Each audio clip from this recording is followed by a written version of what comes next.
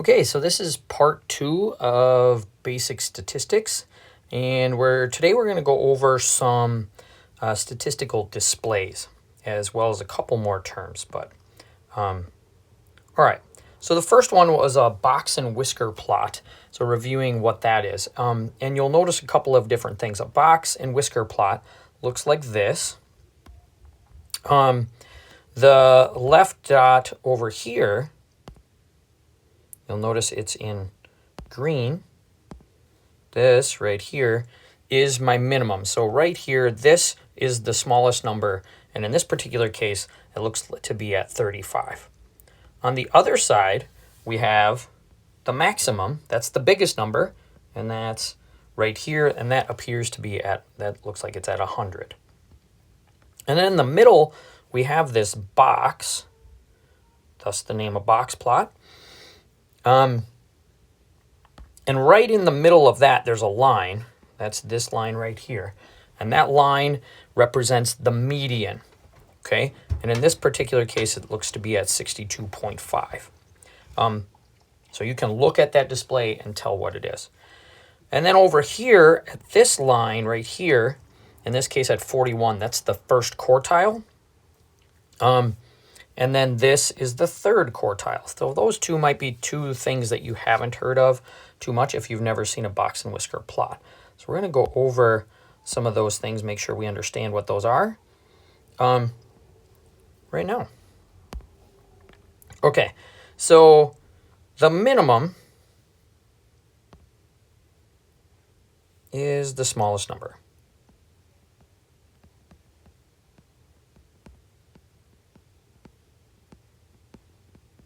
And my handwriting is so bad with iPads. All right, maximum. The maximum is the largest number.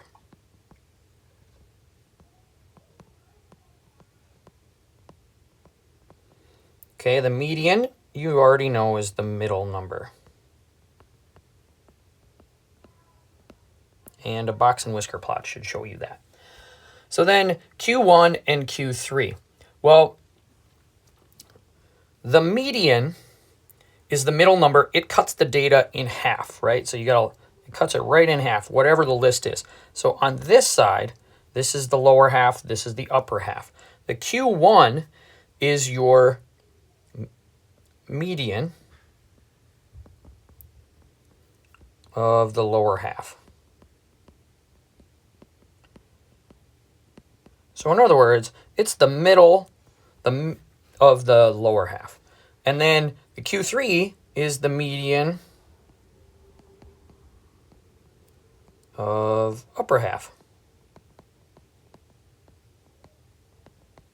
So that would be right in the middle of that.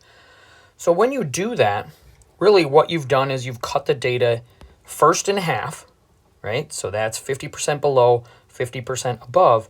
Then if you cut those halves in half, you end up with quarters. So thus the name quartile.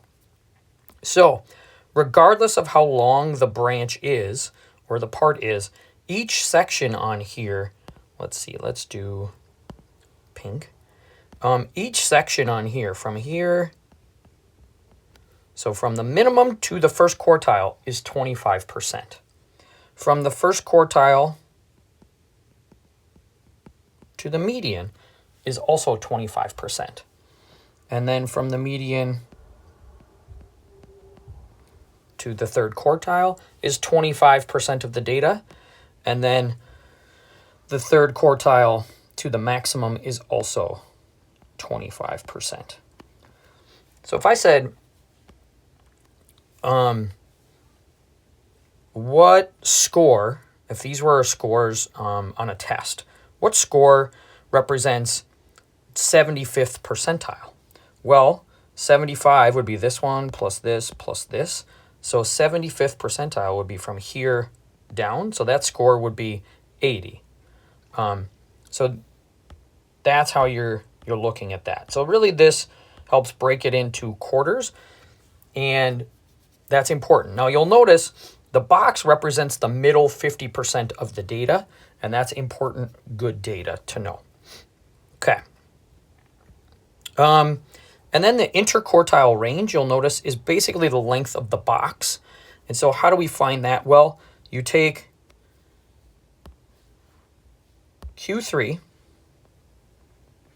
whatever that score is, and you subtract Q1. That'll tell you the length of the box. So in our problem up here, Q3 is at 80,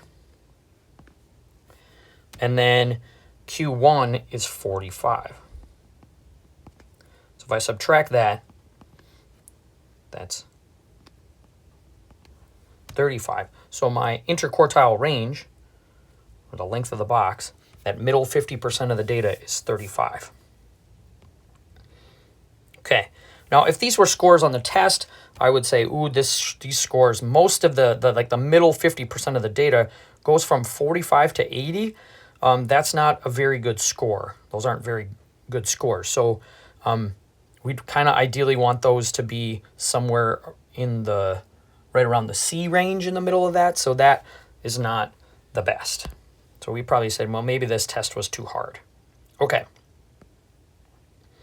All right, just a quick recap, make sure this makes sense. If I look at this box and whisker plot and I asked you these 10 questions, could you answer them? Well, let's look and make sure. Okay, what is the median? Remember, the median is this one right here. So that is, it appears to be at 7.5. Okay, what is the first quartile? That's Q1, and that's right here. So that is at 5.5. Okay, our third quartile, that's right here, 9.5. What's the smallest number? That's right here, and that is, appears to be at 3.5. The biggest number is right here, and that's 11.5. Okay, those 5 things, the above values are called the 5-number summary. Not a very creative name, but I guess descriptive.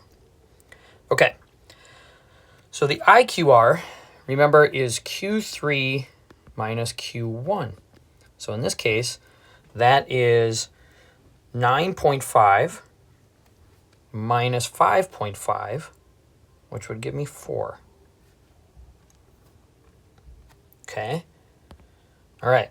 Now, number 8 says, what percentage of the data is below the upper quartile? Upper quartile is another way of saying the third quartile. So here's the upper quartile. What percentage of the data is below that?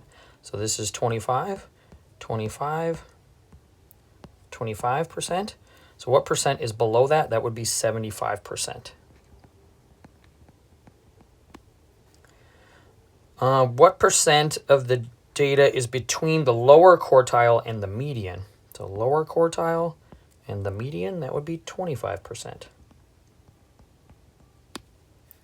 And then what percent is above the median? Well, here's the median. What's above that? Be 25 plus 25, which is 50%. So that's how you look at a box and whisker plot and analyze it a little bit.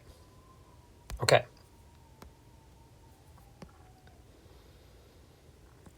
All right, so these are the prices of hair dryers in 3 stores in dollars. Make a histogram of the data, and then what does the histogram really tell us? So there's all the data. Should write that down. We're going to enter that data. I'm going to show you how to do a histogram on our TI-84. This is just going to tell us the shape of the graph, and that's important for us to do. Desmos probably makes a little bit better histograms, but for us, we're just going to use the graphing calculator to kind of give us the shape and see what that looks like. So we'll do our TI-84. Okay, so what are we going to do? I want you to take a look at this slide. This is basically what we're going to follow. On the left here, we're going to enter the data. We're going to turn our scatter plots on. We're going to choose the histogram. And then we're going to set our window for displaying that. Okay, so that is our process. I have the steps of what we'll press here again on the left, and that's what we're going to do. So it says enter data in L1. We're going to turn our scatter plots on. We're going to pick our type, which that's this section right here. That's pick the histogram. And then we'll do zoom stats for our display. Okay. So here we go. Now, hopefully this goes well. Let's get our calculator up. Okay. I'll go through this step by step. Okay. So first thing I want to do is enter the data into my calculator. So I'm going to press stat and then hit enter. Okay. Now I've already entered the data in there. You want to pause for a second and enter that data that hopefully you have written into your notes and just write it in there. Just make sure you have all of the data in there. I think there are 17 values. Okay. All right. Now that you've had those in there, then you're going to you're going to press second and Y equals for the stat plot. So second, Y equals. And we want to turn our scatter plots on. We're not going to make a scatter plot, but we can actually make different kinds of plots here. So we're going to do the first one. We're going to hit enter on the first. Okay, I'm going to turn it on. So highlight on, press enter. Okay, I'm going to scroll down to type. And now I'm going to go over here to the histogram, which is the third one, and hit enter. Okay, so now once you have that, you should be pretty good. Okay, now then I'm going to press zoom. That's right in the middle at the top. So I'll hit zoom right there. And then I want the zoom stat, which is number 9. So you can just press 9, or you can scroll down and hit enter, whatever works better. I usually just press 9, but whatever. And then hit enter. Okay, so now this is my histogram. And it's created that the different bins for each bar graph, or bar, I should say, and then we can go from there. But I just want to sketch this in then to my notes. And that tells us the shape of the graph. It's a quick visual display. So let's go back. All right, so I have created this. And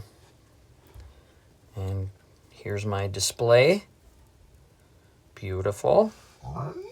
Okay, and my dog is making weird noises. It's fine. Okay, now this is again to just show us what the shape is. So what does a histogram really tell us? It tells us the shape of the distribution. So there we go. And you would sketch that in there, so now I have that. And that's how you make a histogram on your TI-84. Okay, so again, take a look at that. If on the left there is really the steps of what I just did. Once you have your scatter plots turned on, they should be on now though. Okay, and then we can also do this same thing with a box plot. We can make a box plot, and the box plot is going to tell us sort of the shape as well, but how spread out the data is. That'll give us some information there too. Okay, so you do this in the same kind of way. So you're going to enter the data. We're going to do it for the exact same data set and see what it looks like. So I'm going to enter L1 in L1. Then we're going to turn our scatter plots on. It's probably already on now, but then you're still going to want to go into that that plot 1 because you're going to have to change it to the 5th one now. And then we'll go from there and then see what we get. All right, let's try it for a box plot. All right.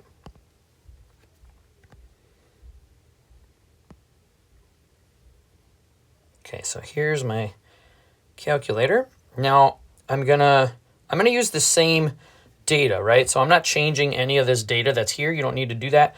we're going to go to the same one. Okay, so now I'm going to press second, y equals, and now I want to change this from, my scatter plot is already on, so I don't need to do anything with this, but I do need to go down to the type, and I want to go to the fifth one, which is this box and whisker plot or box plot. I'm going to hit enter there. Okay, so then I'm going to press zoom, and I'm going to go 9 for zoom stat, and I get this box and whisker plot. And you can go to the window if you want to see what the various information is, but really I have this. This just kind of tells me, you can see most of the data is skewed towards or it actually kind of looks like it's most of the data is to the left. And so that middle 50% is more down towards the bottom. Okay, so now I'm just gonna write that into my notes. Okay, so I did this, put that in there. All right, so there's my box and whisker plot. What does this really tell us? It's really, again, telling us the spread of the data and the 5-number summary. Apparently that has disappeared. Okay, but the spread of the data and the 5-number summary and the median, those kinds of things. So that's a good, where the median is located is helpful information. Okay, so again, that's how you do that. Hopefully displaying data with box plots and histograms on your calculator makes sense and how they work. You can go ahead and do the assignment now. Now that you've seen both videos on this, hopefully this makes some sense. All right, good luck. See ya.